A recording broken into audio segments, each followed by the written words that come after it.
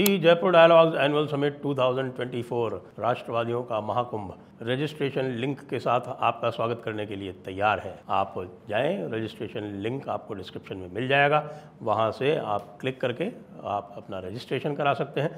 सुधांशु त्रिवेदी जी, इधर आप देख रहे हैं माधवी लता जी और डॉक्टर आनंद रंगनाथन भी होंगे, इसमें विष्णु शंकर जैन भी होंगे। इसके अतिरिक्त कुल 80 से अधिक प्रबुद्ध लेखक, चिंतक, वक्ता, सभी राष्ट्रवादी महानुभाव यहाँ आपको मिलेंगे। आप लोगों से अनुरोध है कि आप कृपया अधिक से अधिक संख्या में इसमें भाग लें, इसको सफल बनावें। नमस्ते। कृपया हमारी चैनल को सब्सक्राइब करें, वीडियो को लाइक करें और शेयर करें। एक बड़े महान लेखक हुए हैं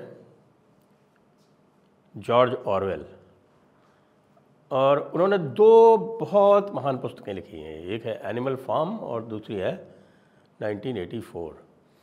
और उसमें वो ये दिखाना चाहते हैं कि वास्तव में जो टोटलिटेरियन रिजीम होती है, यानी कि एक जिसको हम कहते हैं पूरी ऑथोरिटेरियन, यानी कि जिसको हिंदी में क्या कहेंगे, चलिए ऑथोरिटेरियन ही कह लेते हैं। तो जो ऑथोरिटेरियन टोटलिटेरियन रिजीम होती हैं, जिस तरह की कम्युनिस्ट रशिया की रिजीम थी, उसके ऊपर मॉडल करके उन्होंने ये पुस्तकें लिखी थी। और ये बताया था कि भाई किस प्रकार से एक आइडियल कम्युनिस्ट रिजीम में या ऑथोरिटेरियन रिजीम में जीवन जो है वो बीतता है। डॉक्टर जयशंकर ने सीधे सीधे चुनौती दे दी यूएस को, क्योंकि अब उस प्रकार तो सोवियत यूनियन रहा नहीं। चीन में ज़रूर नागरिकों की जो स्वतंत्रता है वो उसी प्रकार से कंट्रोल की जाती है जिस प्रकार से 1984 में दिखाया गया था, लेकिन उससे भी अधिक जो आज इसकी स्थिति है वो अमेरिका जैसे देशों में है। और अमेरिका में न केवल अपने नागरिकों की जो अभिव्यक्ति की स्वतंत्रता है उसका लगभग हरण होता गया है और हरण हो गया है। आज कोई भी खुल के जो वामपंथी विचारधाराएं हैं उसके बारे में बात नहीं कर सकता। आपने यदि कोई इस्लाम के विरुद्ध वहाँ बात कर दी तो आपको इस्लामोफोबिया से आपको आरोपित कर दिया जाएगा, और उसमें वहाँ तो भाई नौकरी भी चली जाती है। ऐसी भी बातें होती हैं, यानी कुछ यूनिवर्सिटीज़ इस तरह की हैं जो वहाँ होती है। लेकिन अब धीरे धीरे ये अमेरिका जो है ये पूरे विश्व में इस प्रकार की व्यवस्था बनाने में संलिप्त रहा है बहुत दिनों से। ये अलग बात है कि अब उसकी जो पावर है वो कम होती जा रही है। तो जो कि पावर अब कम होती जा रही है तो वो झूठे झूठे नैरेटिव बना के और अपनी पावर को इधर उधर दिखाने का प्रयास करता है, जैसा कि उसने भारत को काबू करने के लिए बांग्लादेश में अपनी पावर दिखा दी।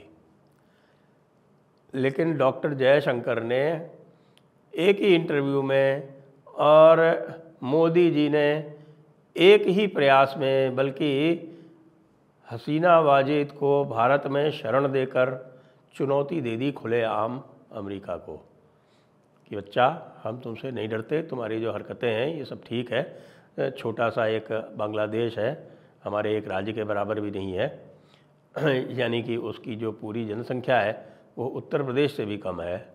तो ऐसे राज्य को तुमने जो है वो अगर अस्थिर कर दिया, डिस्टेबलाइज कर दिया, तो और उसको दिखा के हमको तुम डराना चाहते हो, तो ये तो ना होगा। डॉक्टर जयशंकर ने ये भी कह दिया कि भैया जो एनिमल फार्म में कहा गया था, ये कहाँ कहा उन्होंने, ये उन्होंने voice of global south summit, जी ये voice of global south summit एक उन्होंने ऑर्गेनाइज़ किया, और उस voice of global south summit में साहब अमेरिका को तो खैर बुलाने का सवाल ही नहीं था, क्योंकि वो तो जो ग्लोबल नॉर्थ है, यानी कि जो विकसित देश हैं उनका प्रतिनिधित्व करता है। उन्होंने चीन को भी नहीं बुलाया। लोगों ने पूछा तो उन्होंने स्पष्ट कह दिया कि हाँ हमने चीन को नहीं बुलाया है। तो माइनस यूएस एंड चाइना, ये एक नई ग्रुपिंग बनी है। हालांकि रूस भी इसमें नहीं है, रूस भी ग्लोबल नॉर्थ का ही एक प्रकार से प्रतिनिधित्व करता है और विकसित देशों में आता है। लेकिन ग्लोबल साउथ जो है वो या तो अविकसित देश हैं या विकासशील हैं, या आप समझ लीजिए अर्धविकसित देश हैं भारत जैसे। उसके समिट में ये बात कही कि भाई यहाँ पर some people, some nations are equal and some are more equal than the rest. ये एनिमल फार्म का बहुत प्रसिद्ध वाक्य है। Some animals are equal and some animals are more equal than the others. इसमें यह दिखाता है कि भाई इक्वालिटी का नाम लेके, ग्लोबल डेमोक्रेसी का नाम लेके किस तरह से कुछ देश जो हैं वो अपनी दादागिरी चलाते हैं और अपने आप को डेमोक्रेसी के नाम पे सबका खलीफा बना के बैठे हुए हैं। ये बहुत ही पावरफुल मैसेज है। और इसके साथ में जो मोदी जी ने हसीना वाजिद से जो स्टेटमेंट दिलवाया, जिसमें अमेरिका को पूरी तरह से एक्सपोज कर दिया गया, वो भी एक बहुत ही महत्वपूर्ण कदम है। आप सोचते हैं कि हसीना वाजिद यदि भारत के स्थान पर किसी भी और देश में गई होती तो क्या यह स्टेटमेंट बाहर आ सकता था? यह स्टेटमेंट आ ही इसलिए पाया क्योंकि वे भारत में थीं, और जो मेरा अनुमान है वो मुझे लगता है कि भारत में ही रहेंगी। और बांग्लादेश को भी स्पष्ट रूप से बता दिया गया है, क्योंकि इस voice of global south summit में आप देखें पाकिस्तान को भी इनवाइट नहीं किया गया, लेकिन बांग्लादेश को इनवाइट किया गया। और बांग्लादेश के जो मोहम्मद यूनुस हैं, जो कठपुतली प्रधानमंत्री बने हुए हैं इस समय वहाँ के, उनको उसमें न केवल इनवाइट किया गया, उनको अवसर भी दिया गया बोलने का, और वो बोले। और बोले तो चूँकि आप जानते हैं कि वो भाई एक नोबेल पुरस्कार विजेता हैं, शांति के नोबेल पुरस्कार विजेता हैं, तो इसलिए उनको कम से कम अच्छी बातें कहनी तो आती ही हैं। तो उन्होंने अच्छी अच्छी बातें कहीं।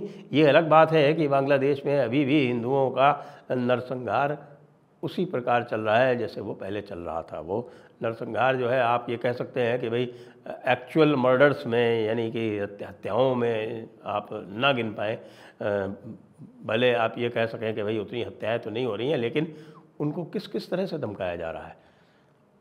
हिंदुओं को ज़बरदस्ती इस्तीफ़े दिलवाए जा रहे हैं, उनको टीचर तक नहीं रहने दिया जा रहा है। वो कहीं भी सरकारी जॉब में है और उनसे ये जमात इस्लामी वाले जाके ज़बरदस्ती उनसे इस्तीफ़ा लिखवा रहे हैं। ये अलग बात है कि अभी जमात इस्लामी का जो बाहर निकला है चीफ, 2 दिन पहले उसको छोड़ दिया गया, तो वो कह रहा है नहीं नहीं भारत से हमारी कोई दुश्मनी नहीं है। लेकिन भाई ग्राउंड पे जो उनका काडर कर रहे हैं वो तो वही कर रहे हैं जो बड़ी किताब में लिखा हुआ है। आखिरकार कोई भी मुसलमान जो है वो बड़ी किताब के ख़िलाफ़ तो जा नहीं सकता। बड़ी किताब का इख्तलाफ करेगा तो वो मुर्तद कहलाएगा, मुर्तद कहलाएगा तो फिर वो दोज़ख में जाएगा, और दोज़ख में जाने से जितना मुसलमान डरता है उतना और किसी चीज़ से नहीं डरता। ऐसा एक मिथक बनाया गया है कि सबकी जो है वो दिमाग कैप्चर कर लिया गया। प्रश्न अब हमारे सामने ये है कि ये जो आप देख रहे हैं, जिस प्रकार से भारत ने अमेरिका को संकेतों में नहीं बल्कि स्पष्ट रूप से बता दिया है कि भाई हम तुम्हारी चालें समझ रहे हैं, ऐसा नहीं है कि हमें तुम्हारी चाल की समझ नहीं है। बांग्लादेश में क्या हो रहा था उसमें लिए हसीना वाजिद भी काफ़ी हद तक रिस्पॉन्सिबल हैं, उनका उत्तरदायित्व तो बनता है, क्योंकि रशिया ने तो 8 महीने पहले ही बता दिया था। 8 महीने पहले बता दिया था रशिया ने कि भाई देखिए आपकी सत्ता जो है ख़तरे में है, यहाँ अमेरिका मिलकर षड्यंत्र कर रहा है। उसके बाद भी आपने डोनाल्ड लू को आने दिया, उसके बाद भी आपने विक्टोरिया न्यूलैंड को आने दिया, उसके बाद भी आपने जो है वो अमेरिकन पीटर हास जो वहाँ पे एम्बेसडर था उसकी हरकतों पे आपने लगाम नहीं लगाई। उसके बाद भी आपने जो है आपका जो चुनाव होने वाला था उसमें ऑपोजिशन को इन्वॉल्व नहीं किया। सब होने के बाद भी, और उसमें बहुत बड़ी संख्या में लोगों ने वोट नहीं दिए, उसके बाद भी आपको कोई चिंता नहीं हुई। ये सब बातें ध्यान देने वाली थी। खैर वो तो चलिए बात की बात हो गई। आगे क्या होगा? आगे जैसा मैंने आपको बताया था कल कि भाई रशिया ने ही फिर से बताया है कि चर्च को इन्वॉल्व किया जा रहा है। अब उस चर्च की व्यवस्था होनी आरंभ हो गई है। कुछ दिनों में आप देखेंगे कि जिस प्रकार से अभी सावियो रॉड्रिग्स जो हैं, एक हमारे मित्र हैं गोवा से, गोवा क्रॉनिकल अखबार चलाते हैं, उन्होंने भी ये बताया कि भाई कोई 3,000 पादरियों ने, जो इवेंजेलिकल जिनको बोलते हैं ना, प्रोटेस्टेंट वाले जो ग्रुप्स हैं इवेंजेलिकल, ज़्यादातर अमेरिका से ही ऑपरेट होते हैं, उन्होंने सबने जो है वही एक ह्यूमन राइट्स पिटिशन लगा दी। क्या USCIRF? अब USCIRF को भारत तो मानता नहीं। भारत ने तो उनको यहाँ भारत में प्रवेश पर भी पाबंदी लगा रखी है क्योंकि भारत ने उनको सीधे सीधे ये कह रखा है कि आप लोग जो हैं वो एक धर्म मज़हब विशेष के, आप लोग एक मज़हब विशेष के परामर्शदाता हैं और एक मज़हब विशेष के ही रिप्रेजेंटेटिव हैं, उनके ही प्रतिनिधि हैं। तो इसलिए उनको आने नहीं दिया जाता भारत में। अब उसके लिए कार्रवाई अब भारत सरकार की ओर से आरंभ हो गई है। कुछ ही दिनों में यदि आप कुछ और बड़ी कार्रवाई होते देखें इन चर्च ग्रुप्स के विरुद्ध तो आप आश्चर्यचकित ना होंगे। ये भी जान लें कि जो भी काम हो रहा है ये मणिपुर में, और ये जो कुकी विद्रोही हैं, इसके बीच पीछे भी बैप्टिस्ट चर्च है। तो बैप्टिस्ट चर्च का इन्वॉल्वमेंट तो पहले से ही है, और अब आंध्र प्रदेश बैप्टिस्ट चर्च को इन्वॉल्व किया जा रहा है। आंध्र प्रदेश बैप्टिस्ट चर्च वहाँ क्या कर पाएगा? बहुत अधिक कुछ नहीं कर पाएगा, क्योंकि आंध्र प्रदेश में सरकार चंद्रबाबू नायडू के साथ साथ वहाँ पवन कल्याण की है, और पवन कल्याण ही वह गोंद है, वह ग्लू है जिसने उस पूरी सरकार को आपस में पिरो रखा है। और पवन कल्याण ना हो तो ये सरकार ज़्यादा लंबे समय तक चले भी नहीं। तो आगे आने वाला जो समय है वो कठिन अवश्य है, लेकिन इसी कठिनता से निकलते हुए भारत पूरे विश्व में अपनी धाक जमाएगा, क्योंकि उसने समस्या को पहचान लिया है। और समस्या को पहचानने के बाद जो एक प्रकार से यूएस जो है जितनी पावर उसके पास है, क्योंकि पुराना एक सिद्धांत है कि power is not what you have, power is what your enemy thinks you have. तो वो एडवर्सरी माने बैठे हैं भारत को, लेकिन भारत ने उनकी असली जो पावर है वो पहचान रखी है। इसलिए भारत जो है उनसे ओवरऑल नहीं हो रहा है, और ये स्पष्ट हो गया डॉक्टर जयशंकर के स्टेटमेंट से।